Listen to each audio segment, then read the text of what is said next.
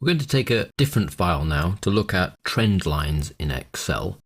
This file is the ice cream sales file. It's available in your working folder. A single sheet of data, which is 12 months of the year with 12 sets of sales of ice creams. And then the chart is in its own sheet. Now a trend line is there to show a pattern of values.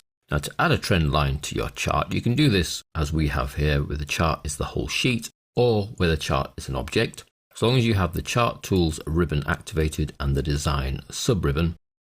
Over on the left here we have add chart element. One click gives you a set of choices and we can come down to trend line. Now none means no trend line, and that's where we are at the moment, or we can have a linear trend line, and you can see that as we hover the line appears.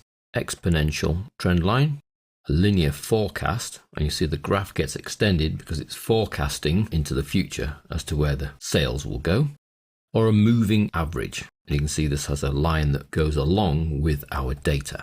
So depending on the type of trend line you're after, you would choose one of the main four choices. So let's choose a linear.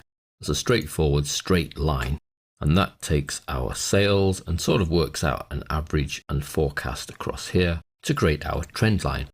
Now you can change the trend line at any stage by going to add chart element, trend line, and choosing one of the other types, or we can go into further options. Here we have more trend line options, which opens a little dialog box on the right here, where we can see our main trend line options.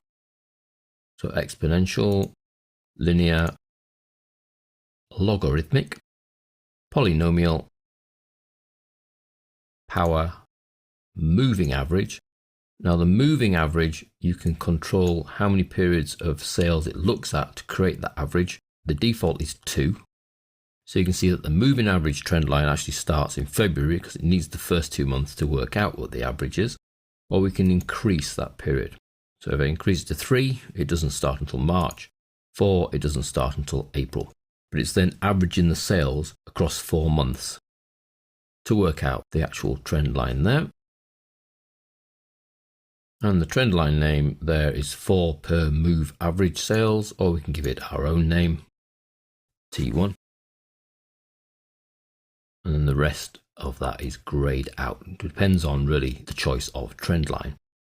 So if I'm happy with the moving average one, I can close the trend line box, and you can see it leaves the moving average in place as well as my original linear trend line, should I need to use them for comparison. So the idea behind a trend line is it looks at your data and produces a trend based on the type of trend line that you decide upon. So whether it's a linear one, which is invariably a straight line with some kind of angle depending on the sales, and then your other types, polynomial, exponential, and the moving average one.